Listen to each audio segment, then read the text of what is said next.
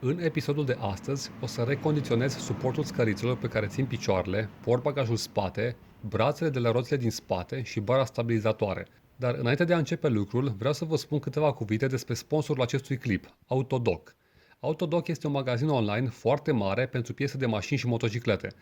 Au prețuri foarte bune și au foarte multe piese, atât originale cât și aftermarket, pentru aproape orice fel de mașină sau motocicletă. Este o companie care operează în 26 de țări, printre care și România. Comenzile se pot plasa atât online pe website-ul autodoc24.ro, dar au și aplicație pentru iOS sau Android, care este foarte ușor de folosit. Mai multe detalii poți găsi mai jos în linkurile din descrierea acestui clip. Acum hai să revenim la restaurarea ATV-ului.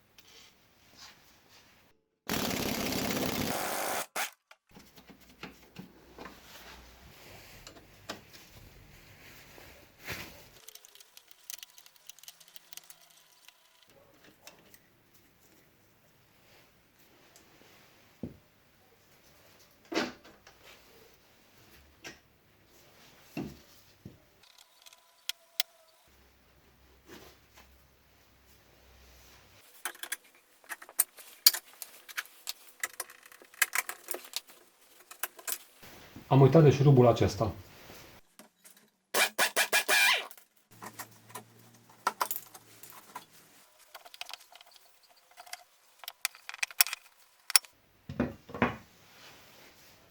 Aceasta este bara stabilizatoare și nu ar trebui să joace în halul acesta.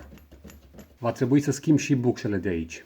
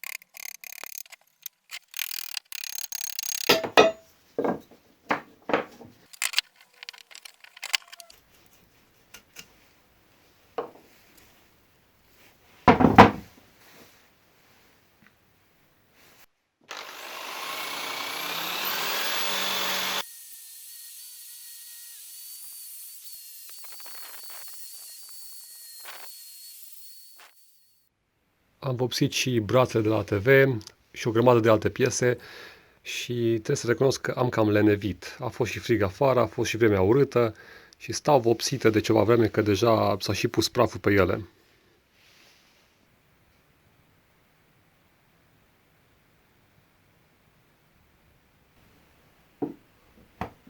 Deci, asta este bolțul metalic care trece prin bucșe, este piesa originală, este codul piesei originale. El vine aici, în zona aceasta și aici. Iar bucșele propriu-zise am fost la strungar să mi le facă dintr-un material mai special. Polietilenă de densitate moleculară foarte mare. Ce e așa special la ele față de bucșele originale? Păi rezistă mult mai bine în timp. Au proprietăți de auto-ungere și sunt extrem de durabile.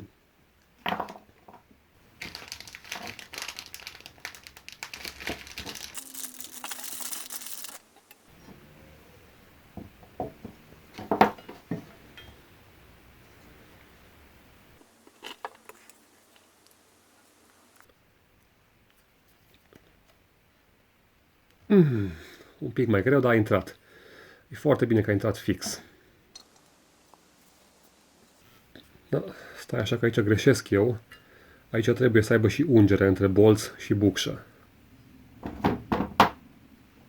O să pun mai departe vaselină siliconică. Este doar o alegere personală, pentru că este ultra rezistentă la apă. Ceea ce mă interesează este că, fiind la brațele ATV-ului, unde tot timpul va fi apă, mizerie, pământ, noroi, vreau să protejez și să prelungesc durata de viața bucșilor cât mai mult posibil. Și asta pot să o fac prin a avea o ungere foarte bună și prin a menține apa la exterior, să nu ajungă în interior.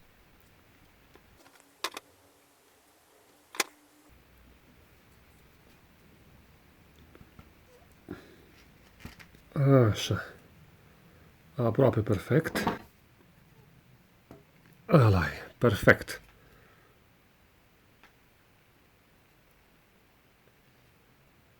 Unul e făcut, mai sunt o grămadă.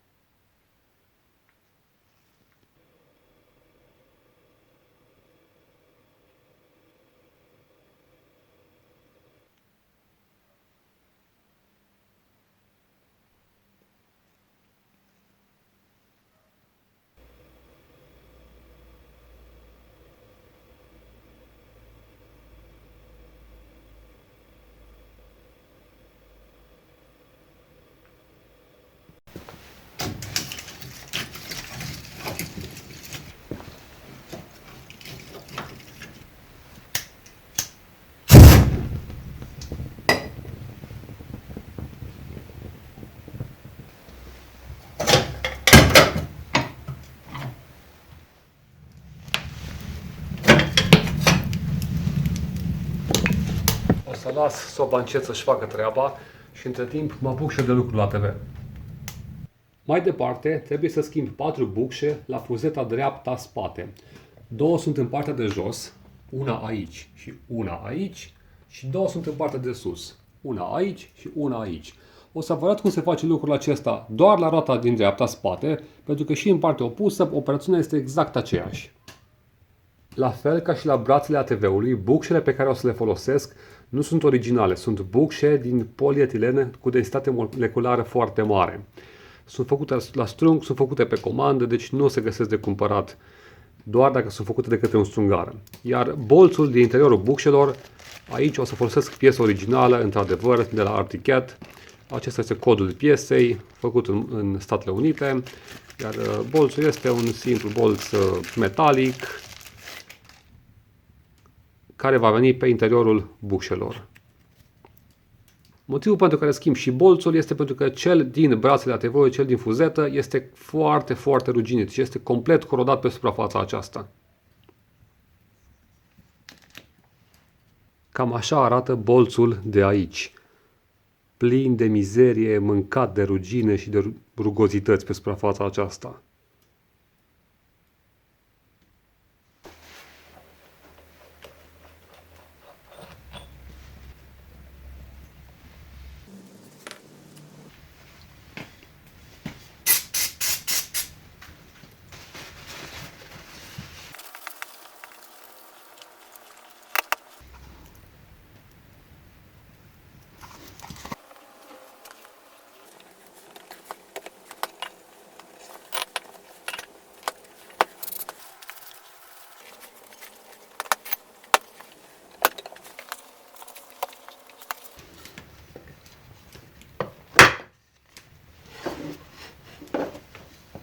Și uite atât de simplu să schimb aceste bucșe.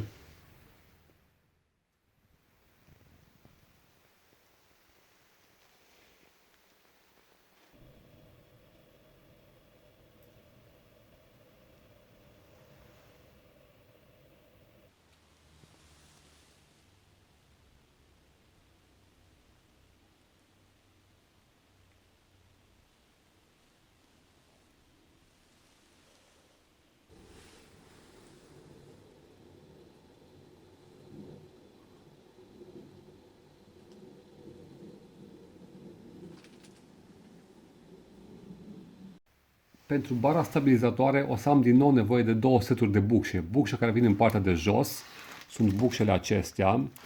Codul este cel de aici. Iar în partea de sus am bucșele acestea care vor veni aici, deasupra, iar codul lor este acesta.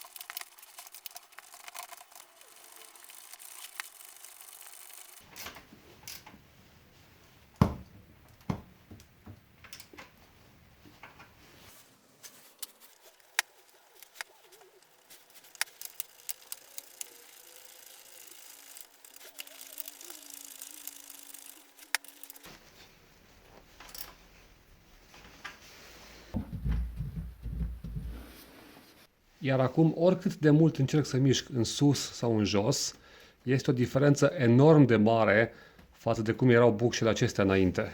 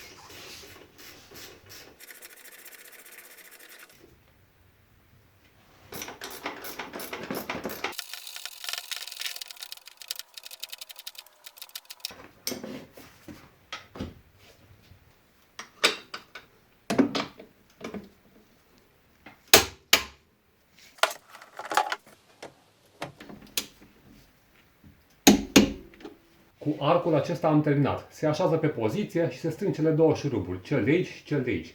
În partea opusă se face exact același lucru.